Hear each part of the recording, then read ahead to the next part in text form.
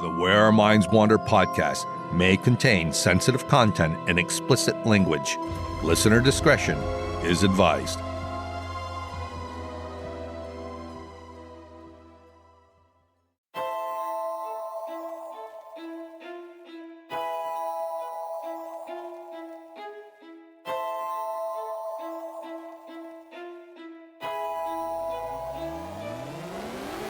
Greetings, fellow wanderers, to the places our minds wander.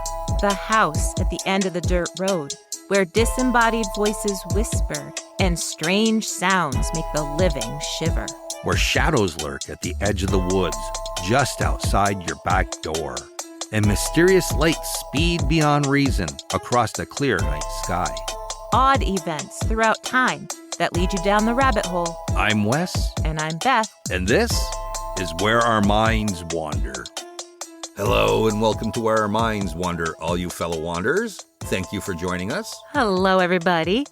Well, we noticed that we have quite a few new listeners. We do. We're so glad you found us. And if you like what you hear, be sure and tell your friends and family. Get the word out there. Yeah, because the more people that listen to us, the higher up we are on the suggestion for new people, which is always exciting. That it is. And Christmas is just around the corner. We hope you all have up your holiday decorations and are getting ready to host friends and family. And if you are traveling, please be safe. We don't want to lose any of our listeners. Oh, jeez. That's horrible. Oh, my gosh. Don't listen to him. Well, wait. Do listen to him. Just don't listen to him. Well, you say that an awful lot. I know. But, that's what makes it work. That's what keeps the dream alive, huh? Something like that. So we wish you all a very Merry Christmas and hope that you have safe travels visiting your loved ones. Yes. And I'm excited for tonight's episode because in the first half, Beth is going to go over the history of the place. And in the second half, I'm going to go over all the paranormal experiences that people have claimed to have had. Yeah, it's a pretty interesting place. I came across it a while ago, but because it takes place in Sweden, some of the names were a little intimidating. So I decided to bite the bullet and go for it this week. Yeah. And you're not going to have a problem with it. But we know with the way I speak, there's going to be some issues. So if I mispronounce something, just please overlook it. I always do. Well, with that said, Beth, why don't you start us off tonight? All right. So the unassuming little gray house in the town of Borgvattnet, Sweden, has stood for almost 150 years, despite looking, at first glance, like a much newer home. With its inviting gray front door, several windows, and weathered clapboard siding, it could be any mid-century modern ski chalet in the Adirondacks of New York or Jackson Hole, Wyoming. It just looks like a cozy Airbnb that anyone would be happy to call home for a few days or even a few weeks. In fact, the little gray house actually is a bed and breakfast, and guests are welcomed all year round. Inside, each room is incredibly inviting, like the blue room, with its jewel-toned bedspreads and bright blue oriental rug, or the simple but also inviting pink room, with its narrow single bed, pink oriental carpet, and pink curtains.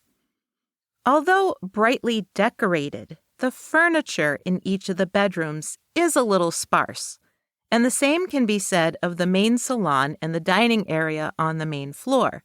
But that's okay because the house has that Scandinavian austere charm that just jumps out at you in pictures. It looks peaceful, uncluttered, and lovely. But when you find out that overnight guests who actually spend the entire night get their very own certificate of bravery, You might wonder if the inviting bed and breakfast is hiding something. It's actually quite the opposite. The bed and breakfast, known as the Vicarage, is widely known as the most haunted house in all of Sweden. The village of Borgvattnet itself is both remote and sparsely populated. Situated in northern Jämtland province, as of 2022, there were only about 65 residents who live there. They have a grocery store and a gas station, but not a single hotel except the vicarage. The first building in the town was a church built in 1782, and the priest that served the congregation traditionally was given a small piece of land or a farm to live on. The vicarage was built in 1876. The quiet village saw more than its fair share of tragedy. For example, in 1904, Justine Vedden and her 8 children boarded the steamship SS Norge to cross the Atlantic and meet her husband in America. She joined 718 other passengers and 68 crew. The ship sank, and only 160 people survived the sinking. Out of the 9 Vedden family members, only 4-year-old Thur and his older brother Martin survived and were reunited with their father. But back to the vicarage. A total of 15 priests lived in the little gray house, some with their families and some as bachelors. And as early as 1927, they began to talk about the strange, paranormal things that they were experiencing there. Rumors swirled about what could be causing the hauntings, from stories of abused maids to babies buried in the backyard. In a letter written by Vicar Nils Hedlund, he claimed that one day he saw all of the laundry that he'd hung out to dry lifted from the line as if they were being tugged by unseen hands and then dropped on the ground. In his letter, he wondered if it had something to do with his mother. His mother, Marta, had died while giving birth back in 1907, and heartbroken, Nils' father, Per, had buried her in their yard. When the townsfolk found out, they insisted that she be reinterred in the church cemetery. Per agreed, but the very next day he took his entire family, including the body of his dead wife, and left town. Nils returned 20 years later as the new town vicar, and then witnessed his laundry behaving in a way that laundry shouldn't behave. Over the years, each vicar that lived in the house experienced something strange. According to Far Out magazine in 1930, the new vicar, Rudolf Tangden, was alone when he suddenly saw a lady dressed in gray walking through his house. She crossed the main hall and then turned into the expedition room, which is what they called the office. Curious and probably a little alarmed at this strange lady wandering through his house, he quickly followed after her. But when he entered the expedition room, ready to demand who she was and why she was in his home, he was met with nothing but an empty room. 6 years later, the next vicar, Otto Lindgren, and his wife moved in. Almost immediately, they began hearing phantom footsteps throughout the house, especially on the main staircase. These footsteps were often followed by the sound of an opening or shutting door. Quite a few times, they assumed they had an unexpected visitor and would walk towards the front of the house expecting to see a parishioner, but they wouldn't find anybody at all. They also heard unexplained music on at least 2 occasions. The first time it happened, Mrs. Lindgren was home alone. She thought she could hear very faint music, and so she followed it. It got louder as she walked into the kitchen. She was certain it was coming from just outside the kitchen door. She flung the door open, and the music stopped instantly. When her husband got home later that evening and she'd told him about it, they both heard the music start up again. This time, they both followed it into the kitchen, and they were both certain it was coming from right outside their kitchen door. But of course, when they opened the door, the music stopped abruptly. The next documented account, according to Far Out magazine, happened in 1941 when the diocese secretary, Inga Floden, stayed overnight in the guest room at the vicarage. She woke up around 3 a.m. to see 3 ladies seated on the couch across from the bed, staring at her. One was dressed in black, one in purple, and the third was in gray. The gray lady, I'm assuming the same one Vicar Tangden saw in 1930, had a pile of knitting on her lap, and all 3 ladies appeared grief-stricken. Floden immediately turned on the bedside lamp, and all 3 of the ladies were even more visible, but they were not solid. Floden reported that she could see right through them. The ladies in purple and black kept their hands folded in their laps, but the lady in gray picked up her knitting and continued to knit, despite looking incredibly sad. Floden didn't say a word about it the next day, especially when she realized in the morning that there wasn't a couch in the room across from the bed. Later, she did say that she wasn't scared at the time, just surprised. In fact, most of the priests and their families never really talked about their experiences at all, at least not publicly. But that changed in 1947.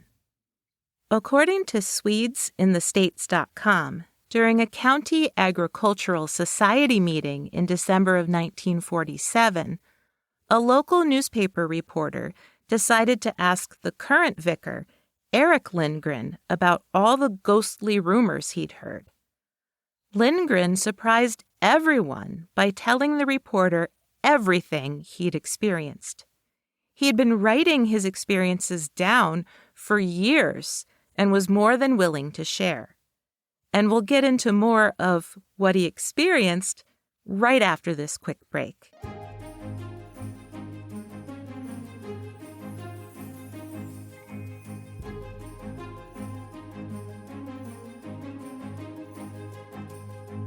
Hey, did you know? As a family that has our own favorite holiday movies that we watch year after year, we thought we'd see what families are watching across the country. Coming in as the most popular in 23 states is A Christmas Story, which first came out in 1983. Ranked second in 11 states is Elf from 2003.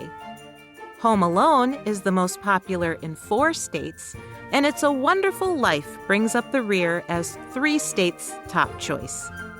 But New Jersey is the outlier, with the majority of New Jersey residents watching one holiday film that doesn't really match up with all the others. Die Hard. Of course. Who'da thunk it? All right, and we're back. And we're pretty anxious to tell all of you about what Vicar Eric Lindgren had to say about his time at the vicarage. To start, according to Far Out magazine, he said that on his very first night in the house in 1945, he kept hearing what sounded like heavy furniture being dragged across the floor over his head. He found it extremely unnerving, of course, especially since the top floor was completely empty of any furniture at all. When his own furniture arrived, he placed a rocking chair in the corner of the great hall. The next night, when he went to sit in it and read, the chair tipped forward so violently that he fell to his knees on the floor. Each time that he would sit down in the chair after that, it was as if some force wouldn't let him sit down. And if he did succeed, he was pitched forward just as violently as the first time. Eventually, he gave up and never tried to sit in it again, but noted that at times it appeared to be rocking on its own. He also said in the interview that candles would constantly be blown out, and that he frequently felt as if he bumped into someone even though he was all alone. If that's not enough to give you goosebumps, he also said that he frequently heard someone walking through the garden and across the little wooden bridge that led to his front door. But each time that he'd go to greet the visitor, there was never anyone there. He felt uncomfortable in the expedition room, which was the office where all the clergymen wrote their sermons, because he constantly felt like someone was looking over his shoulder, or even worse, sitting down right next to him. So as you can imagine, a priest saying that he was encountering ghosts in his own house caused quite a stir in 1947, and his interview was quickly picked up by both national and international papers. The vicarage was turned into a bed and breakfast in the 1970s and has functioned as one ever since. And from the very beginning, guests reported all kinds of unexplained things and still do to this day. 3 of the rentable rooms are named after the dominant color used in that room for decorating. There's the yellow room, the blue room, and the pink room. The yellow room is generally the room people believe Marta Hedlund passed away in back in 1907. Guests have reported seeing shadow figures in the room and feeling as if someone is tugging on their clothes. They also report finding unexplained indentations in the bed as if someone is sitting on it. The pink room is said to be haunted by the ghost of both a mother and a child. Small shadow figures have been seen, and people have reported hearing the sound of a baby crying and a woman screaming while staying in the room, even though no one else is in the house. Now, the pink room seems to be tied to some of those rumors Beth mentioned earlier, although there's no documentation of this ever happening. The legend surrounding the room is that a 19-year-old unmarried girl was locked inside the room in the late 1800s so she could give birth. The child was stillborn, and the legend continues that the baby was buried right outside the walls of the pink room on the north side of the house. It's quite possible people are mixing up some of the rumors with the death of Marta Hedlund and kind of creating their own narrative. But since no one has been able to verify who the shadow figures in the room are or who the disembodied voices might belong to, the rumors continue to be retold.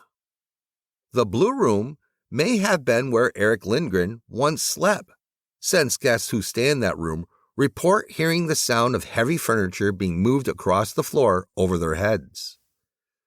They also claim that the covers have been tugged off them in the middle of the night, and that they've seen the apparition of a little boy in the room. It's not clear if it's the little boy or another entity that's responsible for moving the beds in the blue room. Guests have claimed to come back to the room and find the beds in completely different spots in the room than when they left. But not just the bedrooms are haunted. Spirits seem to wander all over the house and are both felt and seen in every room. Mirrors have reflected shadow people, and cold spots seem to crop up out of nowhere. Music seems to emanate from the radiators, and the smells of all kinds of cooking waft through the house, despite nothing being cooked at the time. A tall man in a hat has also been seen in the expedition room. According to BellaOnline.com, one guest claimed to have been grabbed by unseen hands and thrown down the stairs. The vicarage had only been a B&B for a decade when Tor Forslund, a priest who prided himself on battling the occult, came to banish the spirits from the vicarage once and for all, according to Goragunda.com. Forslund, who earned the nickname the Ghost Priest, came to Borgvattnet in 1981.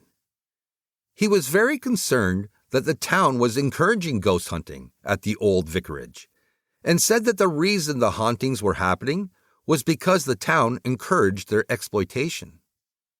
He thought that it was in bad taste that they were knowingly making money off what he considered the occult. He was especially offended by the vicarage handing out certificates to guests who successfully spent the whole night there. By this time, Torslund was already somewhat of a controversial figure when he arrived in Borgvattnet. Torslund was an ordained Lutheran priest since 1956.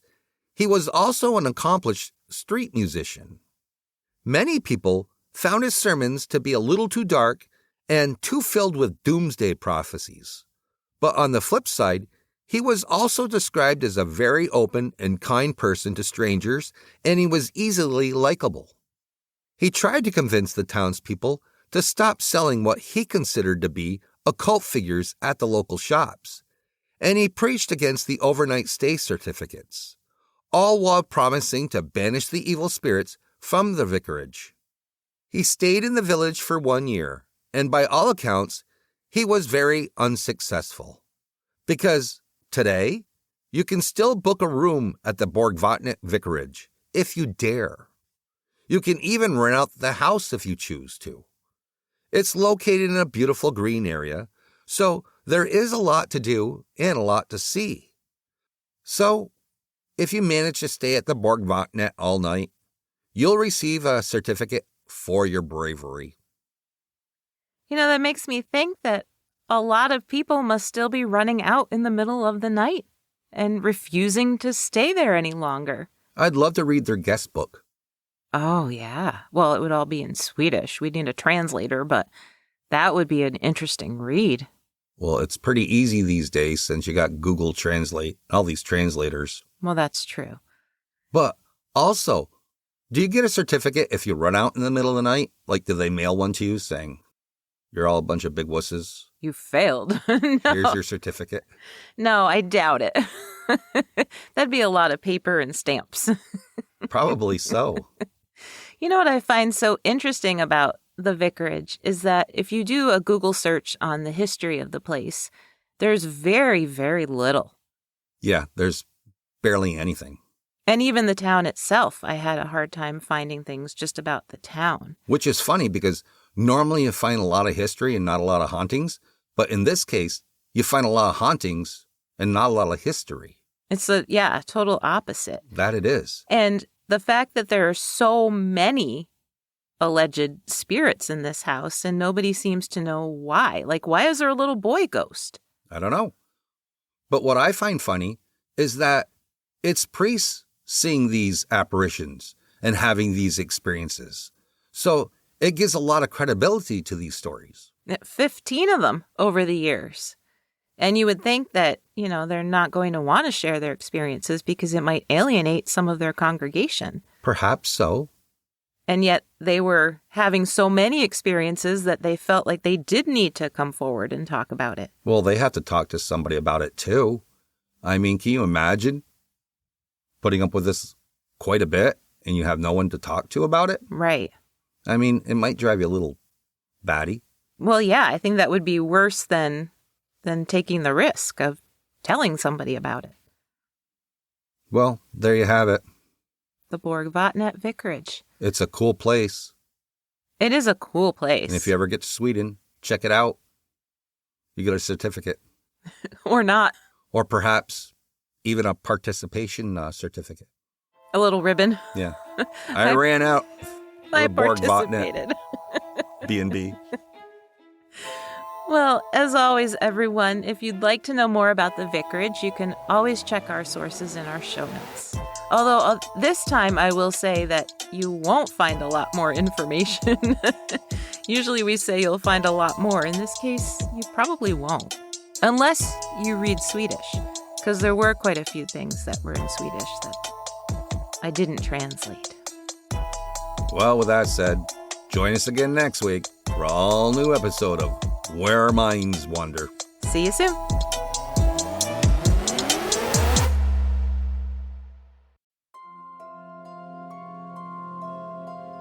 Thank you for joining us. We look forward to traveling with you again to the places where our minds wander. If you like what you heard, please take a moment and provide us with a 5-star rating and a comment on your favorite listening platform. It really helps us move up the list and become more visible on the podcast charts so new people can find us. And thank you all for your continued support. See you next week for an all-new episode.